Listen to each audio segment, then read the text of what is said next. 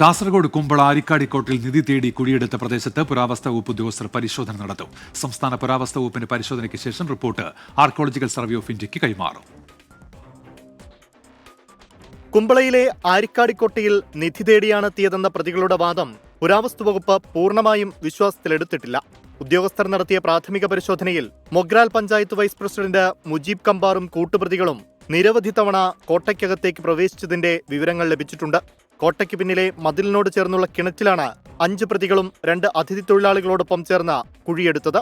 കാസർഗോഡ് സ്വദേശികളായ 5 പേരെയും പോലീസ് പിടികൂടിയെങ്കിലും അതിഥി തൊഴിലാളികളായ 2 പേർ ഓടി രക്ഷപ്പെട്ടിരുന്നു. മുജീബ് കമ്പാറിന്റെ നിർദ്ദേശപ്രകാരം മാത്രമാണോ ഇവർ എത്തിയതെന്നും പ്രതികളോടൊപ്പം എത്തിയ അതിഥി തൊഴിലാളികൾക്ക് മറ്റെന്തെങ്കിലും ലക്ഷ്യമുണ്ടായിരുന്നോ എന്നും അന്വേഷിക്കുന്നുണ്ട്. നിധിയല്ല പ്രതികൾ ഉന്നമിട്ടിരുന്നതെങ്കിൽ കോട്ടയ്ക്കകത്ത് ഖനനം നടത്തി പരിശോധിക്കേണ്ടി വരും. ആളനക്കമില്ലാത്ത പ്രദേശത്ത് ദുരൂഹ സാഹചര്യത്തിൽ കണ്ട പ്രതികളുടെ നീക്കങ്ങളും പോലീസ് നിരീക്ഷിക്കുന്നുണ്ട്.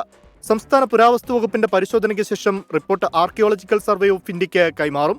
ദുരൂഹതയകറ്റാൻ സമഗ്ര പരിശോധന വേണമെന്ന ആവശ്യത്തിൽ ഉറച്ചു നിൽക്കുകയാണ് പ്രദേശവാസികളും. 24 കാസർഗോഡ്.